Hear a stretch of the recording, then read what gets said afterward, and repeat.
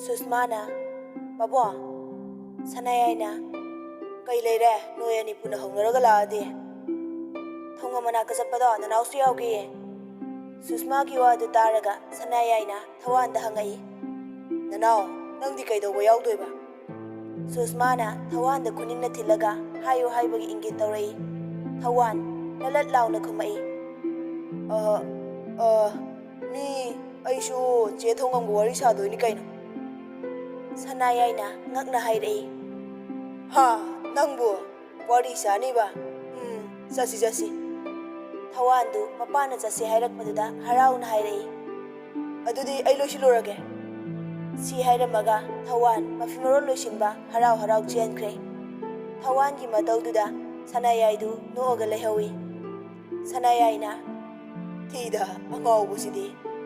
Susmada Amuhaire. Sese, table the lady, Chesang Mam se, she am the Lucian Bearo, Adugane, Janaba Torang Tonaba. Hoi Babo, Mabama Sapuna, Chesang Lucian Duna lady, Tawandi, Jetla the Bani Haiduna, Mapimaro Loina Lucinduna, Tole, Mapaga Machegana, Karimata Lucindana, Hing the Layram Baduda, Haide. Eh, Pedro Bausifa, I'm the Lucilam Dere. Idea Sato Tola Kansida. Tawan Gimataududa, Susmaga Sanaya Noblay. Tawan, Machega Mapaga Gimanakta, Nagna from Taraga Haide. Je, Babung the Arrivane, Lucin Bakuru, Nangliam, Nindoshi, Makong Yanandi, Aduna Jalova, Luciluro. Tawan Giwa Haiduda, Susmadu, South Susoni, Mapagi Mamanda, Issue Ikai, Tawanda, Mamitna Paine Yang Haide. Mashi. Machin Manauki Madaududa, Sanayana, no Oga Haide. Jalo, Nanao Muyauzer Sani, Lucilurona. Susma, Mafimaro Lucin Bazancre. Somdana, Ibesna, Jatnava Torango Regatogle. Ibesnana.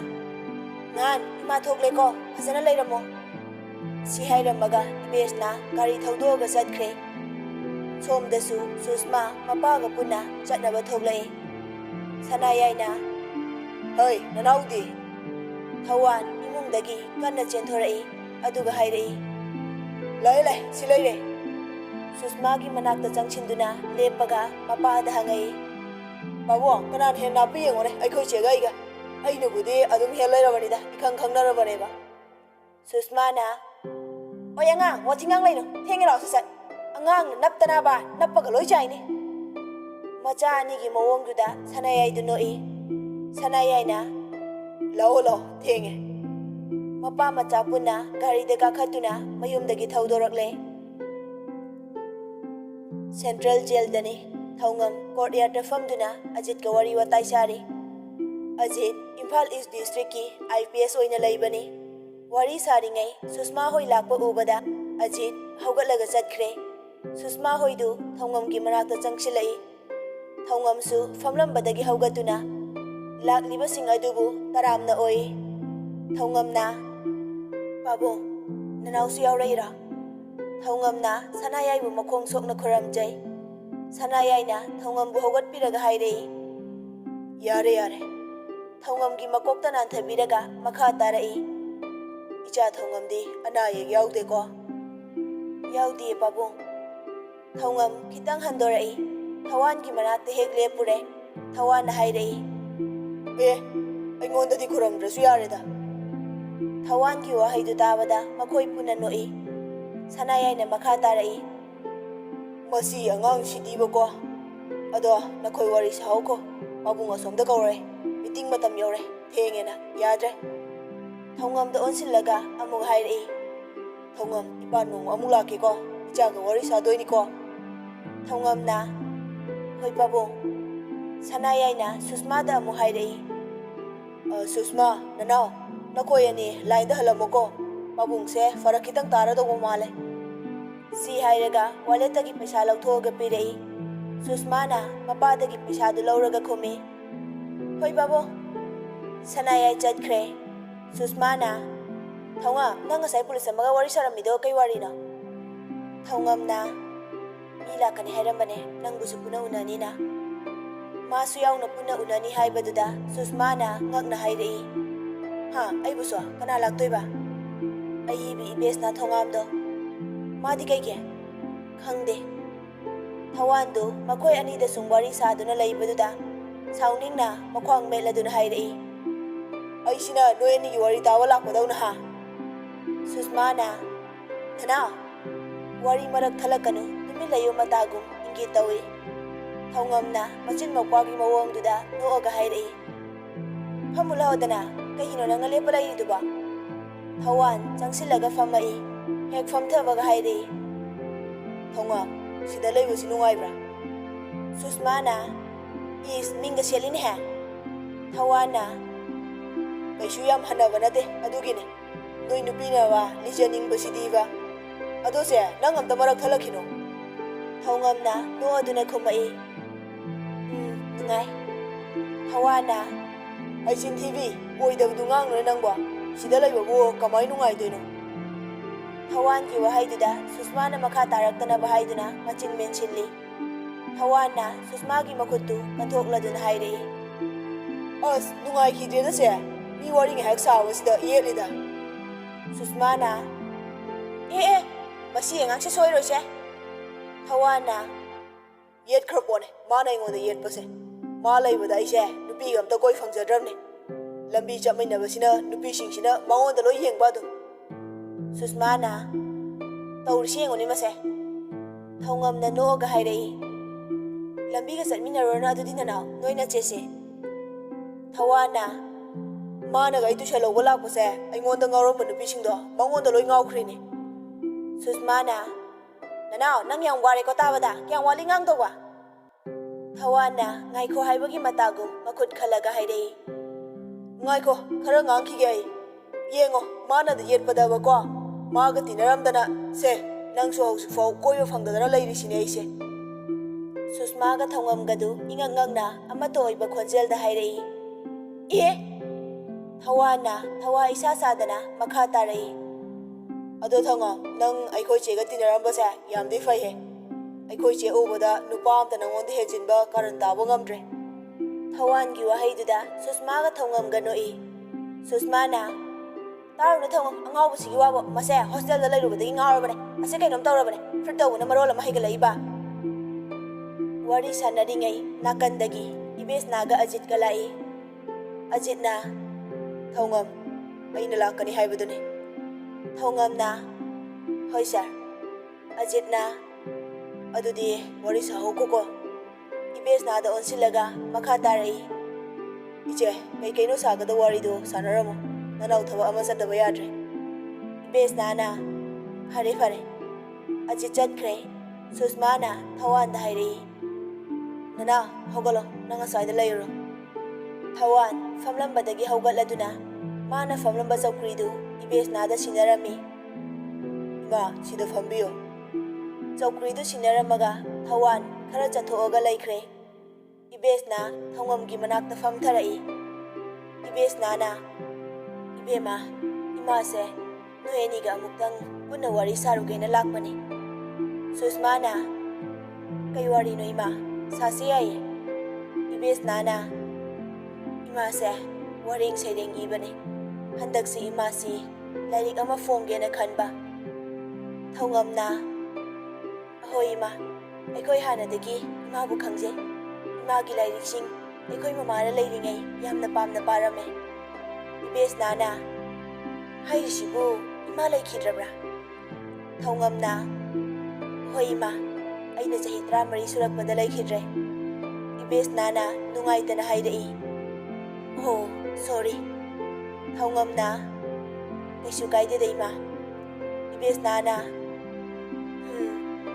ado ngasi imana lagli base ibes nana wa makha taba ngamdana lairingai susmana hangai hekta haibiyo ima ibes nana ima se nakhoi ani gi mateng khitang pamba susmana kai matang gi noima thongamna yani adum haibiyo ima ibes nana imana sida lagli se atai gi nate ima se handa biography ama khud thage khanba tasingna imana thongam gi warina ima gi writing story da han boina miyam da biography khudol tamninge Aduda Ibesnagi waduda thongamna hairei. Ima, leibakna sakhangnarabi imana aigi wari ibiba nachagidi laiba fabane. Adubu imagi miyamlakta nganthoriba maithongdo nachaina maram oiraga maksinhanbadi nacha pamjade. Midyamgi mityengda nachadi mihatpini. Mihatpibu naknaningba kanasu laite. Nakliba makhoibusu samasna tathi tawaina tawbi ki hangoina ui. Ibes nana wa makha tage tawringai bel khinglai. Thongamna Ima ai matam yadrai changage. Imagi wadu nacha yaba ngamjarroi. Nacha bu warobinu ko ima. Susma da onsinduna hairei. Susma ai changage ko. Lapna lairiba thawan bu kauraga makhut hairaduna hai. Nanau ai changage ko. Thongam wa makha taramdana changkhre. Ibes nana Susma da onsinduna wari sarai.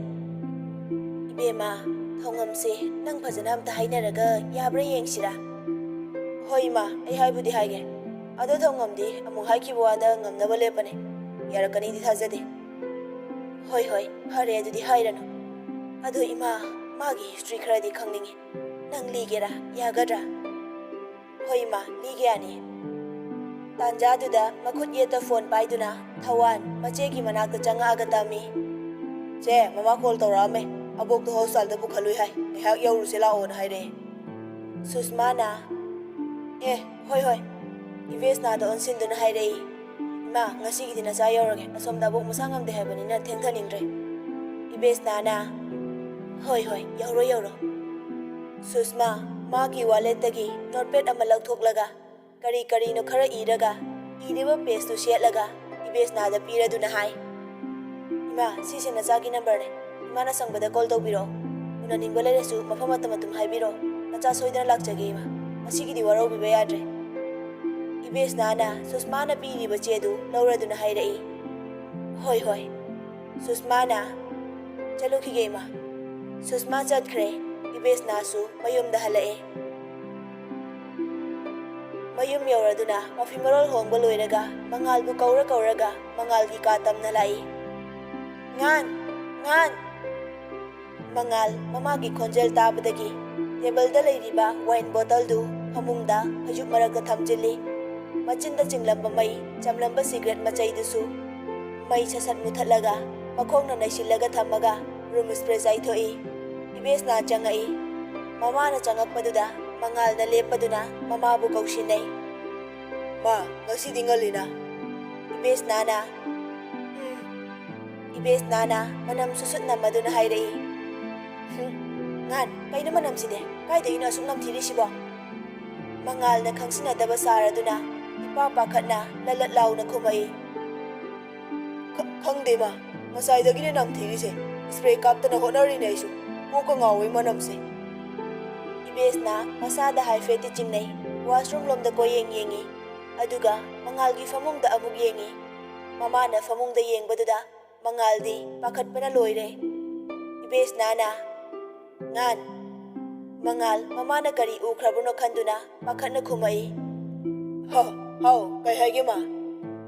Famung phanungga sibu losinba yadabro nangbo umchai chai phaijuka sina. Ibes na mangalgi famung lomda changsilaga haijuptu thupchinanaba paikhatli. Mangal mama bu khamnaba kanna kaurai. Ma mapandagisu khonjel amana kaurai. Iche Ibes nana Nang mama mali laise se hajup se thupsilawro. Ibes nana hajup tu thado amaga thokre. Mangal sor sang na hondoi. Ibes nadu mangol da thoklai. Sumangda ajit leptuna lairami. Ibes nana Ajit lao imung chango. Imung da changaga punna fami. Ajit na Kaidawreche chatlage kholage ga amta hairamdribo. Ichegi phone jisu aingonda ngasai hinaramaga pudana dum chatkhre. Ajitna phone lauthoga pi. Ibes nana ajitagi phone du lauraduna hairei. Ihe kawo iramnene aise. Machanupa ki ka laiba maikaida onsiladuna machanupa bu kawi. Ngan Mangalna Lae ma. Ibes nana. Nang mama ki chaga lola ulaw ni nang ba. Ajit na. Yare de che chaga de. Kay ki yabano na che gi dala ko bu thakho. Mangal magi ka da gi tholaga kaurai. Mama. Ajit na. Haune. Mangal na. Mama hoi da lak da gi kuire. Ai ne makhong mari pan baga do sa da ba. Ajit na nok laga hai rei. Handak sande si da law da na du dia sa tharase. Hoi la ke mama sida di ma na ya de. Ibes nana. Chalo lura chalo ngang dan lai no. Chalo ira ka ne thakna thakna mu ngang na ro ko. Mangal chakhom changkre. Ibes nana. Asida wakatana lai ra bane honda chagi yai ga ya de ga na. Ajit na. Adoi che wari u fajana sana bro ngasai.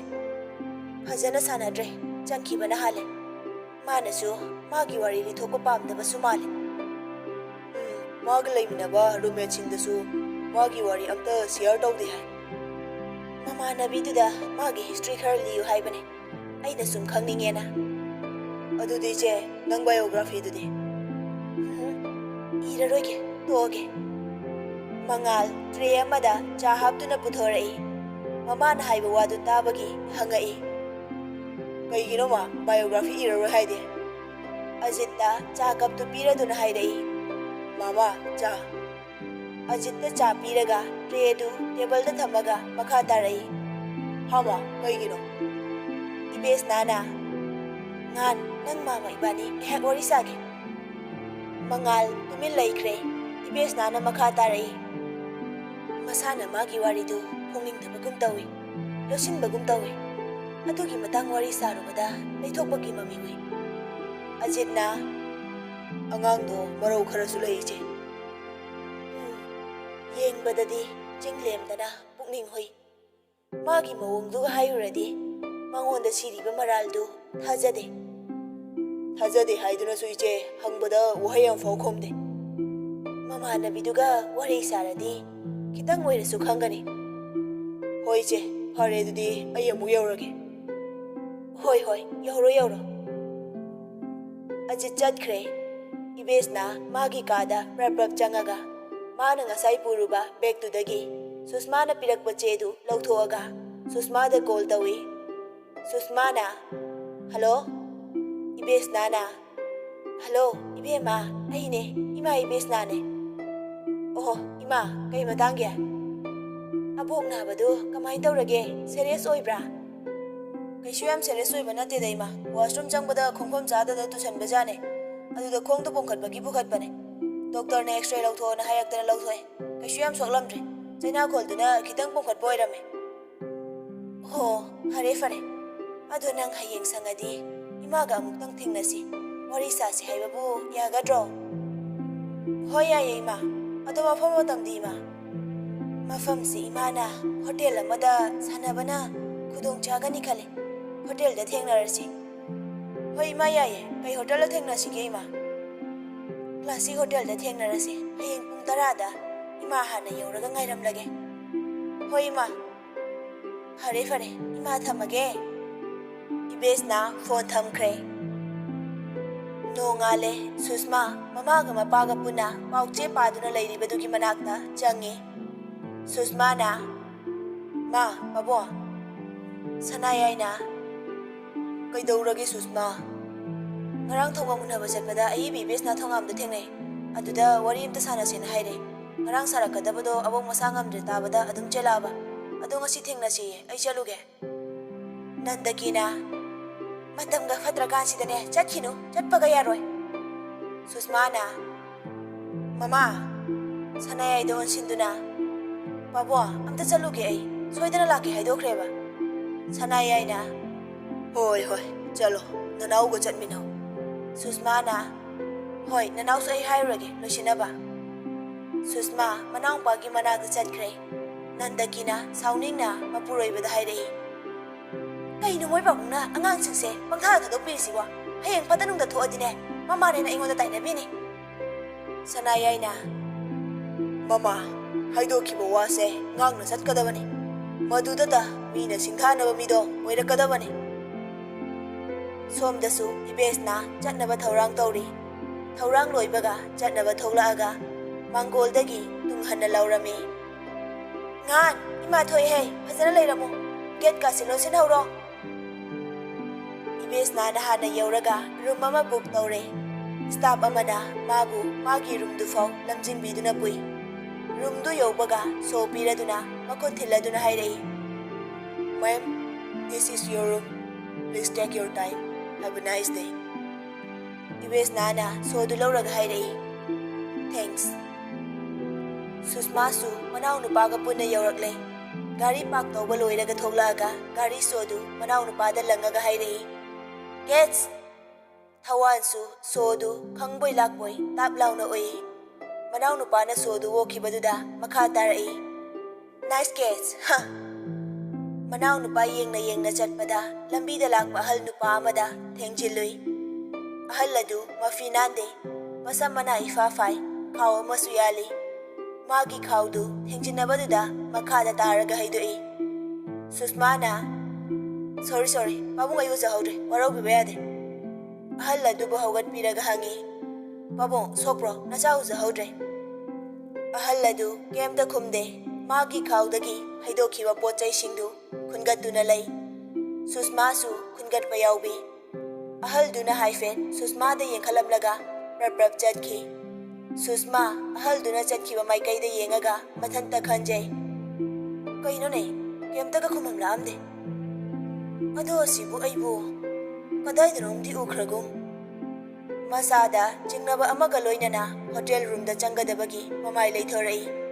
Makhong thangge tawrakpada photo ama mamai upsinduna taaduna leiramba thengnai.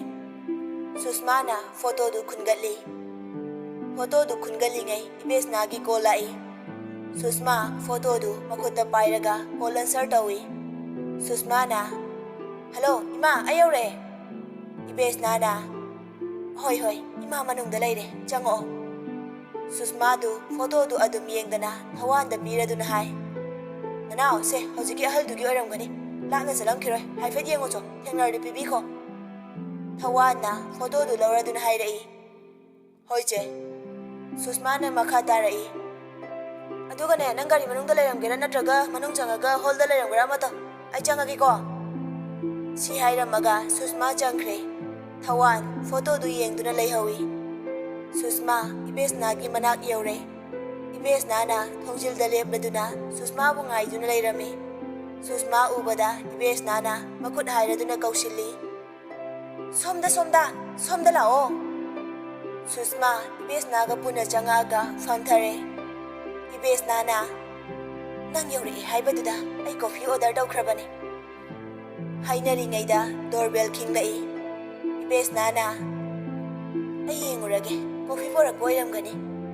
Ibesna hawgaladuna thongdu hangi. Waiter ama tray da coffee poraklami. Tray du piraduna hairai. Ma'am, your coffee. Ibesna na pirakliba tray du lauraga hai. Oh, thanks.